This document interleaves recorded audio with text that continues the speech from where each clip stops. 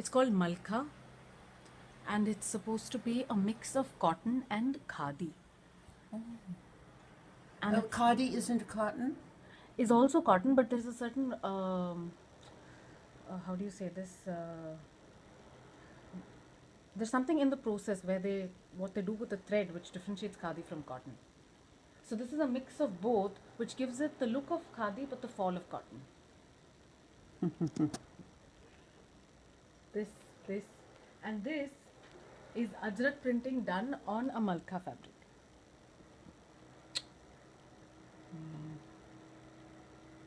Can you feel it? Just feel the texture. Oh, yes. It's not as flat as the other ones. No. No, there's a lot of character to this one.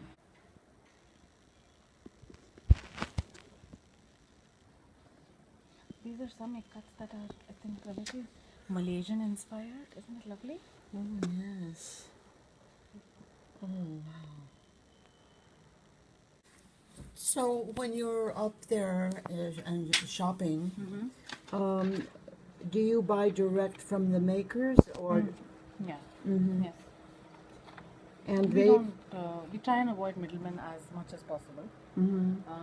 But sometimes you don't have a choice because there are no, like this Mangalgiri, for example. It was a little bit of a depressing effort because when I went there, there's this middleman, and there are all these weavers, and weaving is done by the family. So there's a husband, wife, or a couple of families together, and they do and it's done from the yarn itself. The yarn comes and then it has to be starched, it has to be stretched, it has to be dried, and then turned over, starched again on the other side, and that's a lot of processing to be done. So and very often families are doing it together, and they look really skinny and they look malnourished, and it wasn't a pleasant experience at all. I came away feeling very.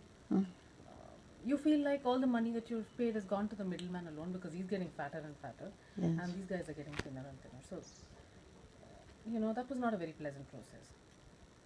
But apart from that, we buy everything else from the makers themselves. Like these ikat and all, for example, there's a Pochampalli park which has been set up by the government, and so the weavers work over there. They've got lovely, beautiful looms in a nice, huge, lovely, I don't know, maybe 20-acre building and plot and premises, and they're well looked after. They're paid very well. It's a more happy buy then. And is the price comparable to the price you were paying when you were paying the middleman? No, it won't. It has to go up, right? Yeah, sure. It has to go up. Mm-hmm.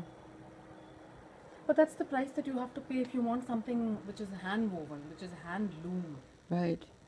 There's no machine involved in any of it, and that's the beauty of it. No, something like this, the unevenness, the roughness of it is what gives it that character. And we sort of give them the designs, and they work with us. So we'll probably make fabric and saris, and it's a project that we've got Do started. you select the colors? Yeah. Mm-hmm. We work with them, what they're comfortable with. Colors is not so much a problem as much as the weaving technique. So there's complex weaving, there's simple weaving. Like ikat, for example, is probably the most complex weaving possible. That you Yes. require a skill that's, I would say, even genetic. It's just passed down. They don't even know how to say some of the things that they do. Some of the processes don't even have names. It's just so instinctive and so how do you say, passed down the generations that it wouldn't be possible for a weaver over here to catch on to it. Yeah, to learn it. This is really, really complex.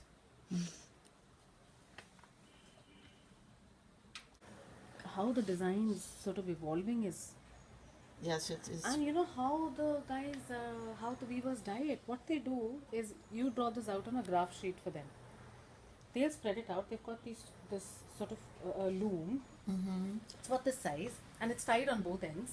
And they've got a color pen, a ruler, and they look at the graph sheet and they decide then and there. The ruler is just for some reference.